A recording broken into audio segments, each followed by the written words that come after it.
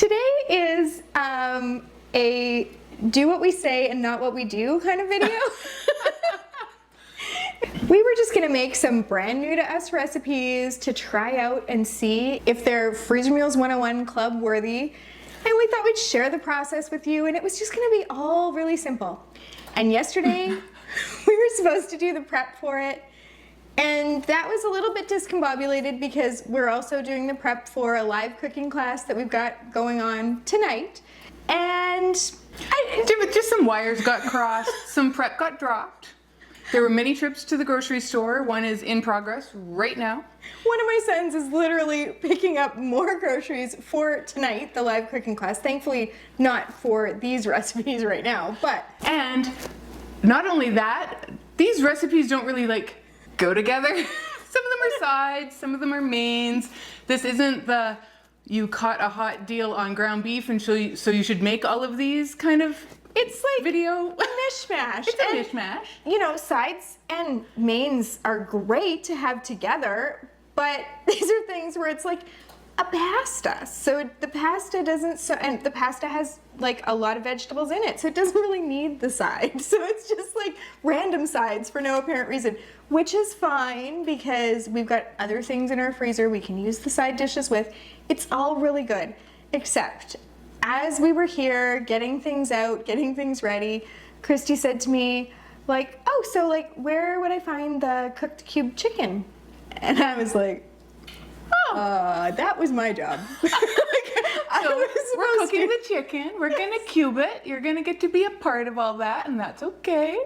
And we've got rice on the stove, we've got pasta on the stove, we have all these things in progress. So instead of showing you the finished final product that is all polished and beautiful, we're just gonna invite you along for the ride, and done is better than perfect, as we always say, so we're gonna end up with meals at the end of this. It's gonna take us a little bit more time than if we had been organized and prepped and had things ready. We even had a misstep on the labels and everything, and I'll probably tell you about it later because I'm an oversharer, but I had a very discombobulated start to my day. So, it's just been one of those days, and it continues to be one of those days. And the thing is that we know that if you're human, you can relate. You have also had those days. It's okay for you to know that even if it's not perfect, even if it's not the way you planned, even if you're not feeling hey, I'm rocking this, I've got this. The important thing is just getting something done. Just keep going. Exactly. Just keep going. Just keep swimming. So we're gonna get started. We're gonna share with you a little bit of what we've already done. We're gonna show you these exciting meals. We can't guarantee that they're gonna taste amazing because we haven't tried them yet, but that's part of the fun. And we're gonna take you through the process of some of the prep. And the benefit of that is we're actually gonna be able to show you if you wanna cook up a bunch of chicken to cube so that you're prepping a whole bunch at once, we'll show you what we do to do that. Oh, I think our rice is almost ready. It's gonna boil over. Our rice is almost ready, and the pasta needs to get put in. So I'm gonna that's the water boiling. Oh, it sure is. Well, we better get going on that. The timer just went off for the chicken. That is the chicken. Christy's gonna pull it out of the oven, and she's gonna check it with a meat thermometer because Christy is a big advocate of using a meat thermometer, and I learned something earlier. Eat safe meat. Christy's been trying to convince me for a few years now that I should be using a meat thermometer, and she talked me into it, and I was like, enough already, fine, I'll get a meat thermometer. Anyway, but it wasn't until I was today years old that I discovered that what she actually meant by use a meat thermometer was check each piece of chicken because they're different sizes. There's more. That's my rice. And I know this should seem obvious because they are different sizes, and so I should have been checking each piece of chicken all along, but I've just always picked a random piece of chicken, put the meat thermometer in it, and been oh, they're done. So as Christy was doing it today, because usually I'm the one that preps the chicken, and it was supposed to be me again, but I didn't. So as she was doing it today, I was like, oh my goodness, light bulb, this is brilliant, you should check each piece. So So the pieces that were already on this plate, I took off like 10 minutes ago because they were overdone, but they were done. Like they didn't need to go back in, but these guys still needed a little more time. They're good. They are done. They are done. So we're gonna let these cool a bit so we can handle them, but we will be cubing these at some point during this video. So for the chicken, all you need to do is put it on a baking sheet. We lined ours with parchment paper just to make cleanup easier, but you don't have to do that step. And then we bake them in the oven. That way we can actually have multiple trays going at the same time if we're making a whole bunch of meals. Today we've only got 2 recipes that need the cooked cube chicken, so it wasn't like we needed an exorbitant amount of chicken or anything. So 1 baking sheet was all we needed. It's a really fast and easy way to cook chicken for meal prep. One of the other things I sometimes do is cook chicken in the Instant Pot. It's 8 minutes and then the quick release. So it's very fast to do it that way, but you can't fit a lot in at one time. So I only do the Instant Pot method if I only need it for, say, 1 recipe. If it's like today and we need it as much as we need, then I do the baking sheet method. So we are making today some, like we said, side dishes. It's because we have a lack of side dishes in the club. We're wanting to increase that to give you more handy side dishes. So we've got 2 of those to share with you. We have 3, 4 other main course dishes to share with you. So let's get right to it. We keep getting interrupted, but that is the name of today. I have to let my rice sit for 5 minutes and do rice things. So the pasta still had like 4 minutes left, and I'm like, good enough. Those are gonna be ready at the same time. Close enough. Close enough. While the pasta's cooking, we're just gonna remind you, and if you've never been here before, then we're gonna tell you for the first time that when you are doing a pasta meal for freezer cooking, what you wanna do is undercook the pasta a little bit. The reason you undercook the pasta is on the day you go to bake it, it's gonna cook up again and you don't wanna end up with mushy pasta. So I've got 2 minutes left on the pasta and then we're gonna drain it and get that made. But in those 2 minutes, I think I have time to tell you about the first side dish that we made today, which was so simple. It was a roasted cauliflower curry.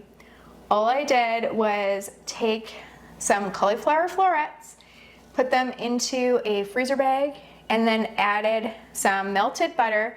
If you wanted to make this one vegan, you could use coconut oil instead. Then I added some lemon juice, curry powder, and salt. I just tossed everything together in the bag so that the cauliflower was coated, got as much air as I could out of the bag so that we won't end up with freezer burn, sealed it, and it's done. Slapped a label on there, and we can test this one out. I think it's gonna be really nice to have another cauliflower side option. So I've got the pasta that is drained, and I ran some cold water over that because we do want it to cool before we add it into our freezer meal. When you're doing freezer meals, you do want to use cooled ingredients. That's the reason that you want to do your prep the day before. It's one of the many reasons. One of the many reasons.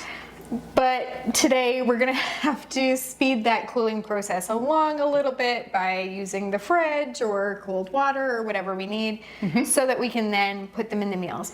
If you put things into your freezer while they're still hot, you get condensation in your containers. It can change the texture of the meal. It can lead to freezer burn.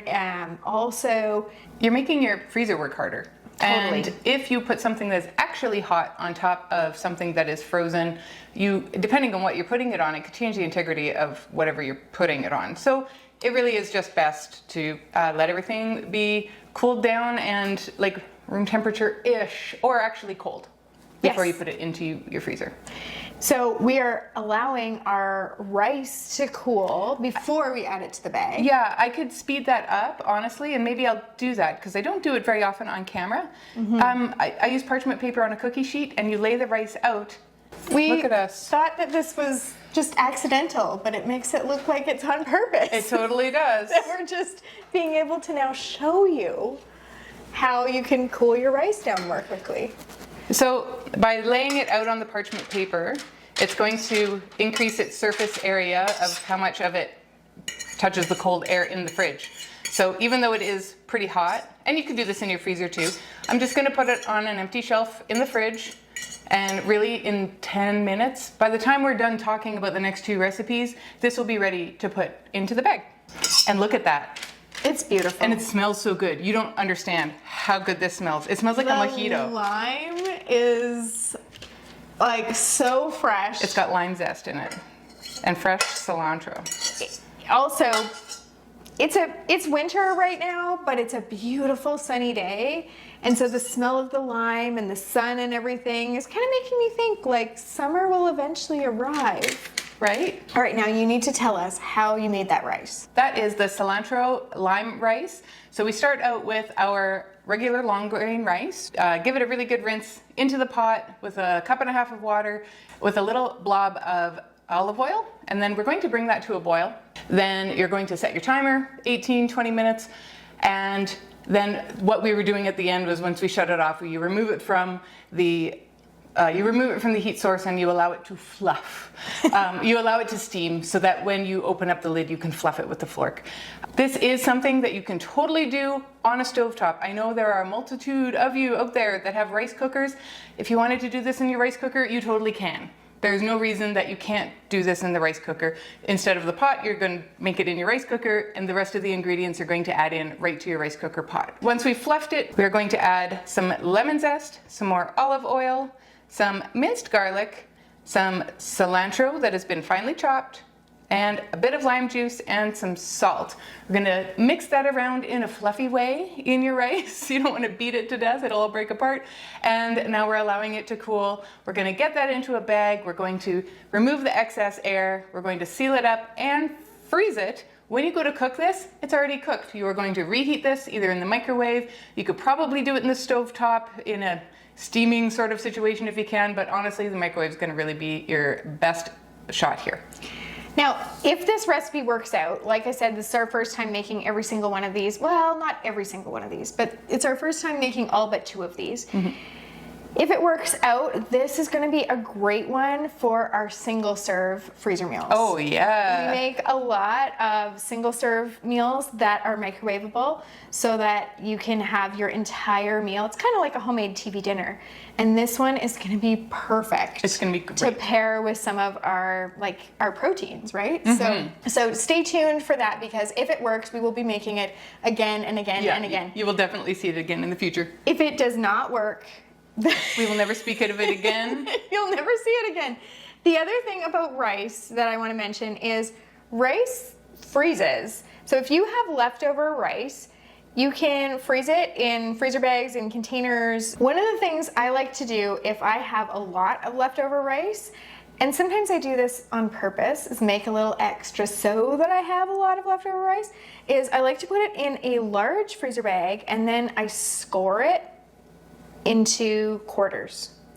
So I take, a stick, a knife, the dull end of the knife, not the end that's gonna break through your bag, but whatever you've got handy, a pencil, and I just score it straight down the middle, and then the middle lengthwise, widthwise, whatever that, so that I have 4 sections of my rice. And I know that you're just freezing it flat. It doesn't seem like that's gonna make that big of a difference. It's so awesome, because then you can break off 1 section at a time. So if you need that entire bag of rice, then you just pull the whole thing out, thaw it, and reheat it. But if you just need 1 section or 2 sections, you just easily break them off, take those out, and reseal the rest and keep it frozen. So it is a really handy trick. I did not know that. I have learned something today. That's really smart. I've been using this trick only for about the past year, but it works so well. When Christy was stirring the rice, or fluffing the rice or whatever, and she was saying, "Oh, it's sticky," I was telling her that my husband and I last week did a sushi cooking class. It was so much fun, and I don't even like sushi, but when you're supposed to wet your hands a little bit before you go, and you put your hand into a scoop and you put your fingers together so that none gets in between your fingers, and you scoop and you make this ball, and then you you lay it on your seaweed, and there's a certain method for laying it out. I was not good at it. It's hard. It's actually hard. It is hard. Yeah. And he made it look so incredibly easy, but I was really bad at, I don't think, he was like, you don't have to wet your hands a lot, it's just like a tiny bit. It looked like his hands were barely damp, but I don't know. You couldn't what get I was away from doing the rice? wrong. I ended up with rice mitts. Oh no. Like, you know? Every time. And then I felt like nobody else in the class looked like me. There was one guy who also he and I were at the sink a lot. Right. And then, rice is not good to put down your sink. And even though it was, it was at a local business and whatever, even though it's not my personal sink, I still don't want to mess up their pipes. Right. And so I was taking paper towel, trying to scrape off my rice and put it in the garbage before I went to the sink. Anyway, there was one guy also in the class who I kept meeting him over there at the sink with his rice mitts and my rice magnets. Your rice mitts. So anyway, the class was fun for a multitude of reasons, but one of the things was I thought we were going to go in and we're going to make sushi, and they're going to tell you, do this, then put this on it, then put this on it. But he showed us how to do everything, and he showed us how to cut the avocado, how to cut the mango, how to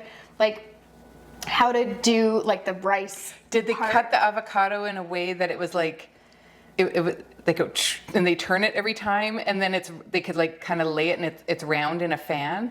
No, but he had it so that it was so thin and it just lay right over the top of the roll and just looked like a perfect strip. Isn't that funny? And he also he said if your avocado, it doesn't slice so nicely, you can mush it in plastic wrap. Oh. And then lay it on top of the roll to create a thin layer. Yeah, that makes sense. And that's smart. Even.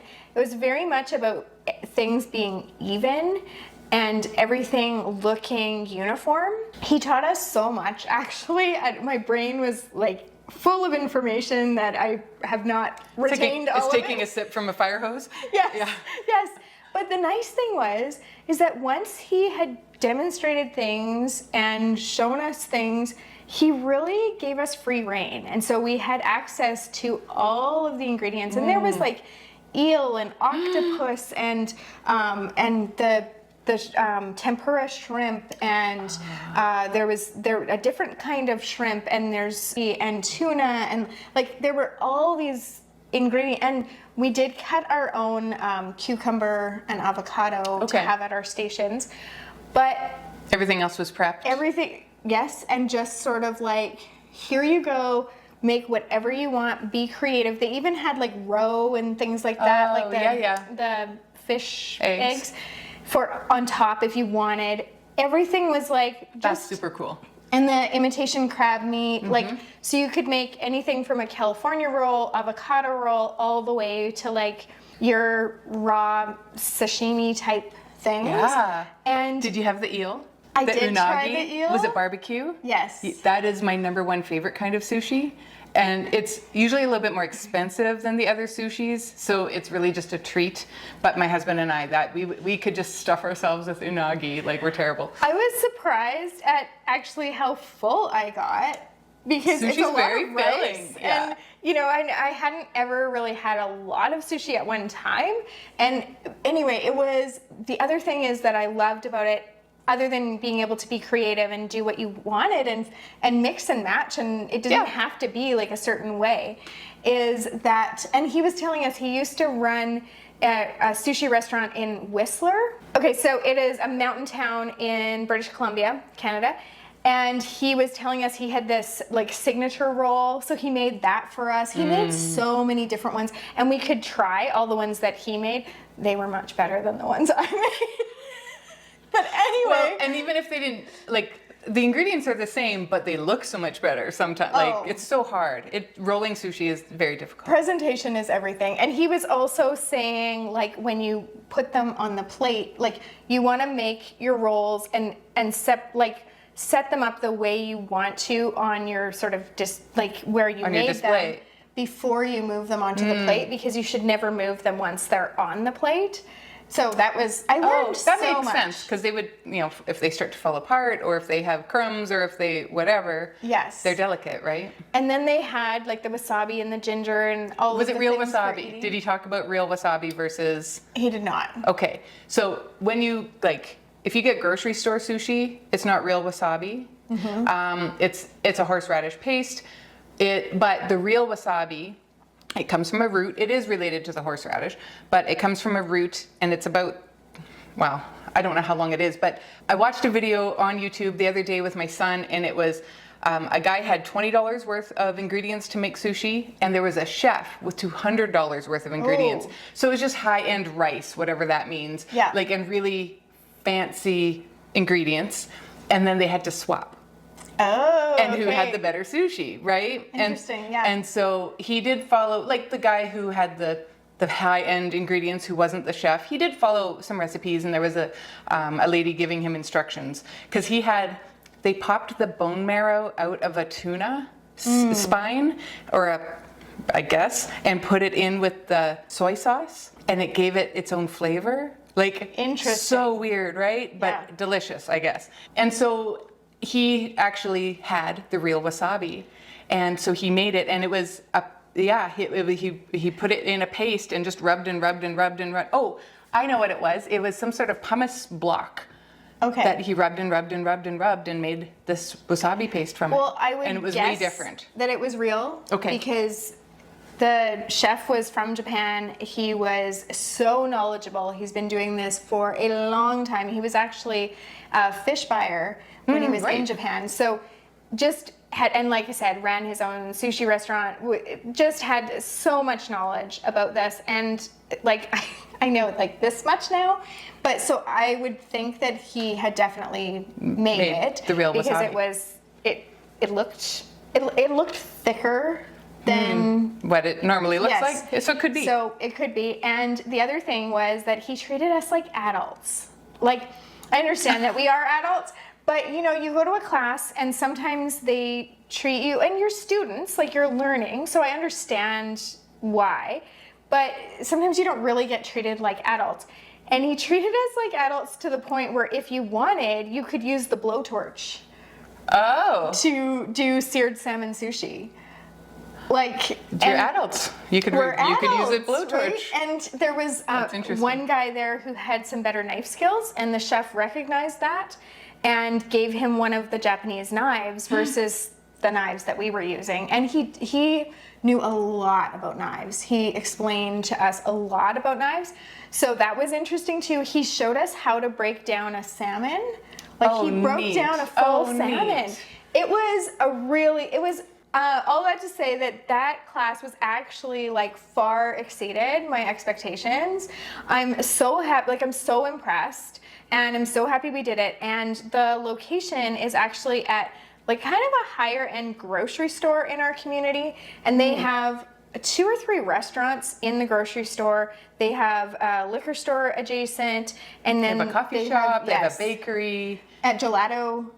Yeah, a gelato thing. station. And so they have a classroom in there where they teach these classes. And so they have one on homemade pasta that you can go to, and then they had this one, and they have a few others. So now that I've seen the quality of the classes and how we were given creative license. Maybe we should do that with Supper Club. Remember we were going to make street tacos or something at a class, or Mexican street food? Yeah. We could go there and do a class. Totally. So I was impressed, and I'm not good at making sushi. I end up with the rice gloves, but that kills me. But it was a lot of fun, and some of our kids love sushi. If it's their birthday supper and they get to pick whatever they want for their birthday supper, then often they will pick sushi, which I don't make. I make most of their birthday suppers, but if it's sushi, it's well, we're gonna have to pick that up somewhere.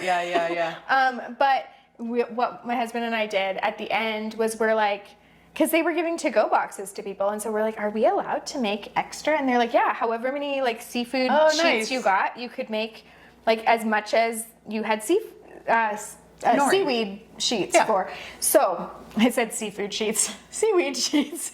Anyway, so we ended up making some extra to bring home to our kids, and they were like, they gathered in the kitchen, like we phoned them on the way home, and they gathered in the kitchen and they couldn't wait. The three that love sushi. That's so cute. That's awesome. That's awesome. Yeah. I'm so glad you got to do that. Okay, we have not talked to you a lot about freezer meals today. But we've talked long enough that rice is probably good for me to go get and put in the bag. Totally. So this next recipe that I want to share with you is a gnocchi al arrabbiata. It is 4 ingredients. And I said to Christy earlier, like, I hope this one tastes amazing because it's so simple to make. And I love when we can find that combination of like, not very many ingredients, not a lot of prep, so fast to throw together, and Tastes tasty. amazing. Yeah, like that's pretty much the holy grail. Yeah, right. But when I was gonna go and make this gnocchi, one of the things I was excited about is I finally got myself a kitchen scale. I am converting her one appliance at a time. It's so true. It was like, thanks to you, I got the meat thermometer. Actually, no, we got to go further back and say, thanks to Christy, I have decent knives. Like, Yes, yeah, that's right. I had their Pampered Chef. I got the knife block because I had a party, and I got the big knife block, and they're good knives. And I hadn't known you for very long, and you're like, I have a confession to make. I've been coveting your knives. And so she had a party and she got the knives.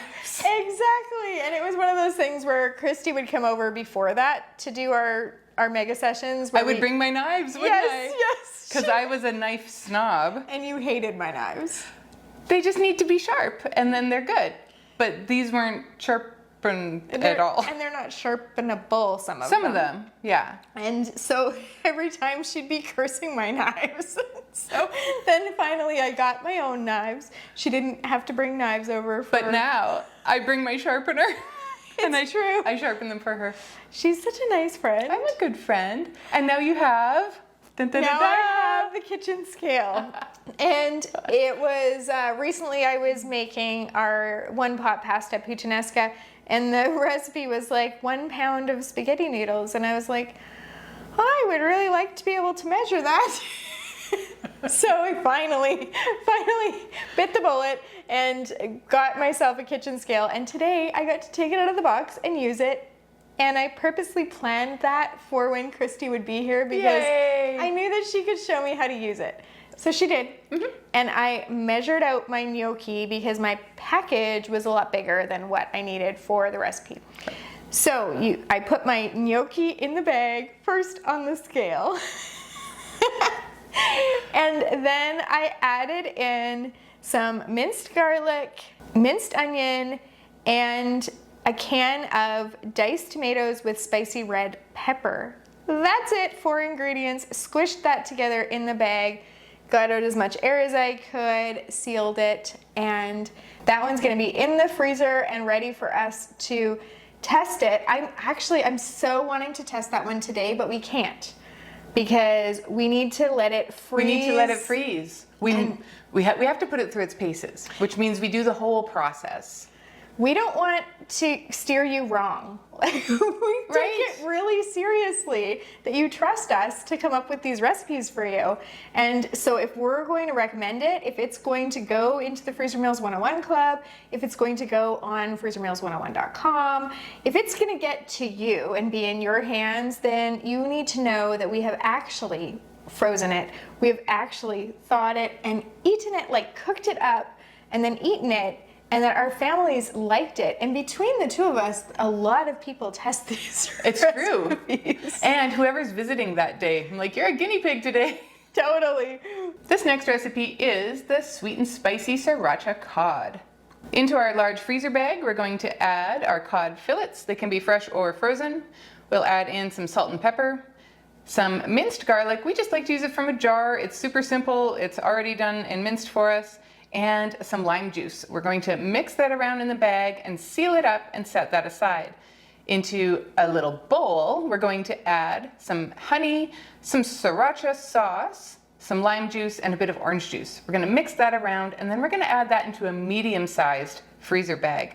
We're going to remove the excess air from both bags, seal them up, and then we're going to staple them together so that we have everything that we need when we go to make this dish. When you go to make this, you are going to allow it to thaw.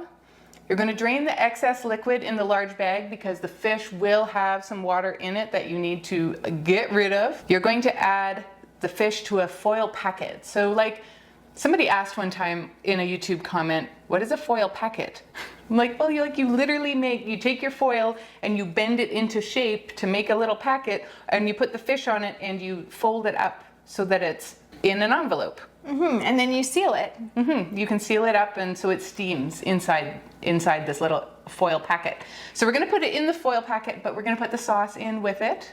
And then you can cook this in your oven at 450. You could probably do this on the barbecue too. It really won't take long, probably 10 minutes until your fish flakes. And then we want you to open up that little foil packet for the last couple of minutes so that it gives the sauce a chance to thicken up, and it might crisp up your fish a little bit too. So enjoy that, and this would actually be really good with that cilantro rice. And I know you didn't plan these together, but this is super obvious. Those two do actually go, I think that would be a perfect marriage. Yeah. And one of the things I like about anything that you can cook in a foil packet is it's great for camping. So we have in the past brought like freezer meal foil packets with us, and in that case I've actually made it into the foil packet and put that in a freezer bag so that I just really have it ready to go. But I do think this would be a nice one for camping if it tastes amazing. We've been experimenting a little bit more with some seafood recipes, and I had a big fail in our last mega session, which is when Christy and I get together and make 3 months worth of meals. I'm gonna pop that up there. We made 103, I believe. We did this cod puttanesca. We love our pasta puttanesca recipe. We thought cod puttanesca, like it's Mediterranean flavors, cod is Mediterranean, like it would be lovely. It was terrible, but that was my fault because I hadn't really thought about like Christy was saying, when the fish thaws, it does release some liquid. And it's really just fishy water. There's no redeeming qualities about it at all. And so the cod puttanesca, I had made it all in one bag. So as the fish thawed, it basically made fish soup of the sauce. I haven't made mine yet. And we've talked about it, and people have recommended that we actually just add more fishy things and make it into like a chowder or a stew or a something fish related. If I still had mine, what I would do with it is immediately after taking it out of the freezer, I would chisel out the fish fillets and then thaw them separately so that you can drain them. Yeah. And then put them back in the sauce to cook up. I think that would salvage it.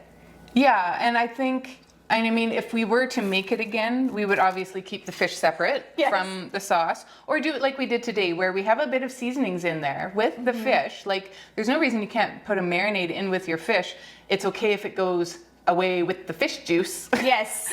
And so, yeah, I don't know if I will chisel it out. I will see what happens. I kind of like the idea of trying to make it more fishy. Maybe I'll add some clams. Make it its own thing. Make it its own thing, because I know that we have tried other times to do it. So maybe this will be it'll maybe a happy accident, as Bob Ross likes to say. We have had many happy accidents. This next one is an experiment recipe too. I think that it has a really good chance of tasting good. One of the things that's different about this from a lot of our recipes is we used ground turkey for this rather than ground beef or ground sausage or ground chicken. We're trying to expand the recipes that we have, and using more turkey is one of those things. So this is a sour cream noodle bake. So in our prep, we browned our ground turkey and it cooled overnight, because that we did remember to actually do. You're gonna mix together that ground turkey with some diced onion, pasta sauce, or you can use our red sauce, and some Italian seasoning.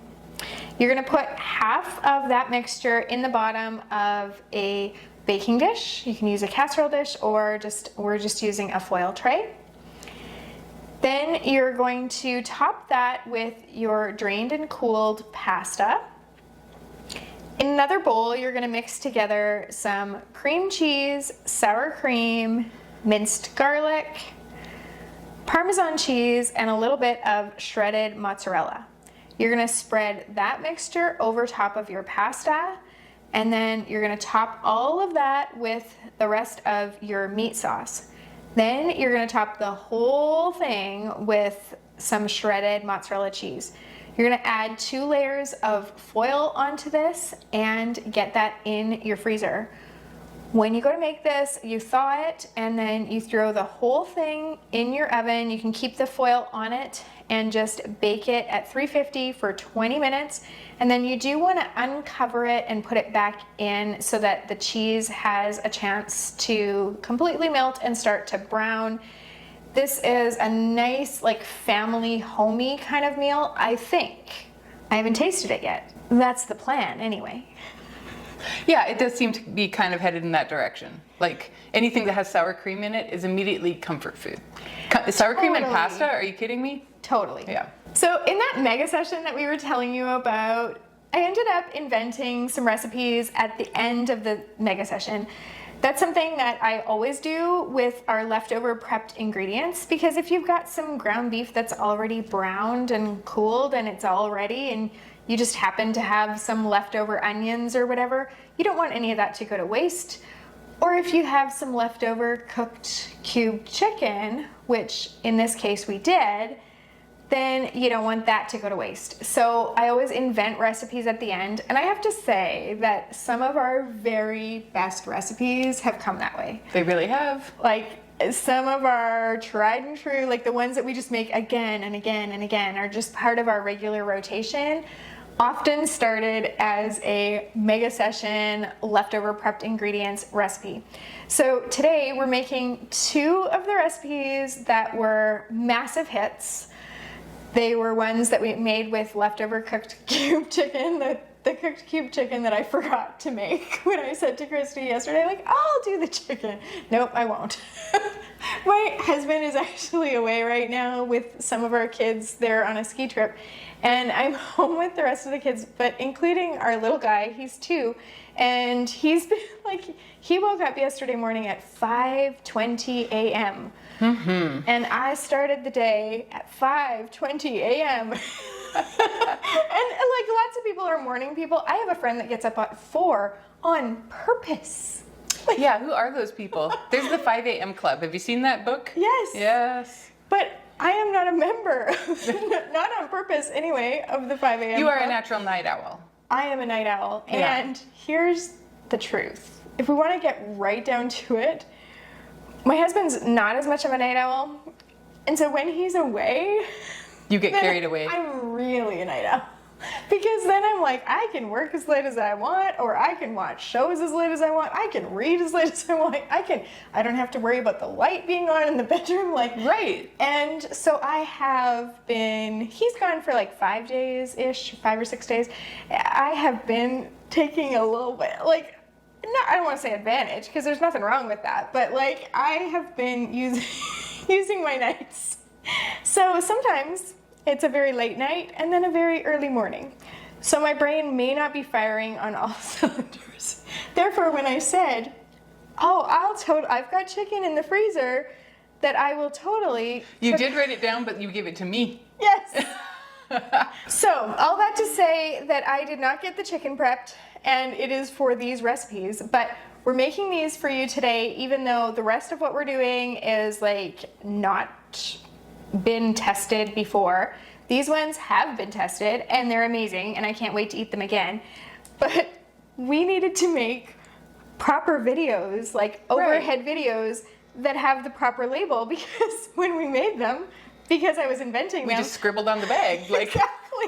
And so today I was like, we are going to make these with proper labels when the chicken is cooled. Yeah. So we're going to let you know how we're going to make these. The first one is the one pot chicken fajita pasta. Now this just sounds amazing to start with, and I can already, like, I I don't think I got to try it. We had enough for one, not two. And so you had it. I tried it. There yes. you go. And so I trust her palate because I've known her for a very long time, and that's why our meals taste as good as they do. But I haven't had a chance to try this one yet, but just looking at it, you know it's going to be good. It's so good. You took home the broccoli chicken invention. The ranch bacon ranch casserole, because she couldn't eat it because of the broccoli. So, and it was amazing. So this is what she got, and I got the other one. We did tradesies. Yeah, we did tradesies. It was good. It was good. All right, so to make one pot chicken fajita pasta, we're going to start out in our bag with our cooked cube chicken. We're going to add in our fajita seasoning, our minced garlic, a sliced onion, sliced red and yellow peppers, a can of Rotel with diced chilies, 2 cups of chicken broth, and some heavy cream. We're going to mix that around right in the bag, remove that excess air, seal it up, and freeze it. When you go to cook this, you're going to allow it to thaw. You're going to put it in a pot or in a large skillet that has a lid. You're going to bring it to a boil, and then you're going to stir in your dry pasta. So on that day, you're going to need 2 cups of penne pasta. You're going to add it in. You could cover and simmer it for 12 to 16 minutes. You're going to want to give it a stir every once in a while because it's going to want to stick to the bottom. And then all of that great flavor gets cooked right into your pasta. And then I don't know about you, but I would probably sprinkle this with a little bit of cheddar cheese, honestly, because it's a fajita. You totally could. That's the direction that I would go with this. It's not in the recipe. You do what you want. I might even crush up taco chips on it. Oh, you totally could. Yeah. It has those kind of flavors. Oh, of course. To it. It's just a blob of sour cream, maybe. And I love a one pot. I love a sheet pan love meal a one pot. or a one pot. Less dishes, but also I started to really appreciate that the pasta that cooks up in the sauce actually takes on some of that flavor. And so it just is more flavorful in my opinion. It's a little bit tricky unless you have a recipe to get the measurements ratio, right. But we've tested this for you and it's all good. So you can go and make it up and it tells you exactly how much pasta to add in. All right, this next one is not a one pot after I've just finished telling you how much I love one pots, but it is a pasta and it is delicious. It is this is next level kind of stuff. This is buffalo chicken pasta. The reason I'm so excited about this one is I've been trying to make a buffalo chicken pasta freezer meal for probably about 5 or 6 years, maybe even longer. And every time I've tried, they just kind of fell short. Some of them were okay, but we're not going for recipes that are okay. We're going for recipes that are amazing. Amazing. And I just kept playing with it. I kept trying. I knew we love buffalo chicken dip. So I knew that if we were gonna have a buffalo chicken pasta, it had to rival the buffalo chicken dip. It had to be at least as good as, or what's the point? You might as well just make buffalo chicken dip. Right. So for this, you're gonna add your cooked cube chicken into your freezer bag. Then you're gonna add some cream cheese, Frank's Red Hot, chicken broth, minced garlic, shredded mozzarella and cheddar cheese, some ranch dressing, and some crumbled blue cheese. The first time that I made this, I did go a little overboard on the blue cheese, so I've now adapted the recipe to make it a reasonable amount. Then you're gonna just squish that together in the bag to combine it. So when you go to make this, it is a little tiny bit more work than doing a one pot pasta. It's actually, it's a little bit more work. I'm gonna be straight up with you. It's more work because you're gonna dirty a pot, you're gonna dirty your strainer, and you're gonna bake this in the oven. But it's worth it. It's so homey and comforting and it's worth it, so stick with me. All you're gonna do is thaw that, and then you are gonna cook up some pasta. You're gonna drain your pasta, and then you want to mix the pasta and the sauce together. I actually just do it right in the casserole dish, so I don't dirty another bowl or anything like that. But then you're gonna bake this at 350 degrees for half an hour. If you like things spicy, when you're making this, you can add more Frank's Red Hot sauce, or you can get the extra hot Frank's and use the amount that it calls for, but use the extra hot. If you love blue cheese and you want more of it, you can add more blue cheese. Like, the recipes are meant to be really customizable. So you know what you love. Do this one in the way that you love. If you hate blue cheese, you can skip that You step. could skip the, and if the rest of your family hates blue cheese, you could skip it and just sprinkle it on after when it's in your bowl. That's totally okay too. Yes. See, some of my family likes blue cheese and some of them hate it. And I went with putting it right in because I thought that'll be more for me.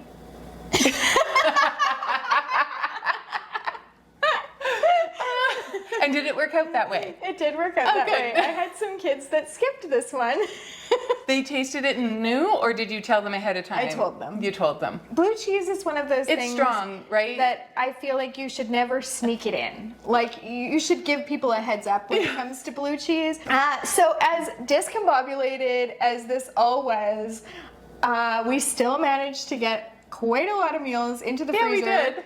And some of them are ones that we're gonna try and just see if they're amazing. If they are, we're gonna share them with you again, and you'll be able to find them on our website. If they're not, it'll just be like this never happened. Dust in the wind. Oh, there is a fails video coming at some point. We don't know. We probably need to find a few more fails, or do we have... Well, the ham it up spaghetti comes to mind. There have been a few. There have been a few. And so, we'll do a compilation at some point. But I would like to say that there's just so few of them because we do knock this out of the park so many times. And actually, we kind of do. But yeah, there's a few out there that are fails. And just be glad that we are here putting our families through this so that you don't have to do it. And I think our recipes speak for themselves because they really, really are fantastic. And of all the clubs that are out there, ours are the best. She's not wrong. I'm not wrong.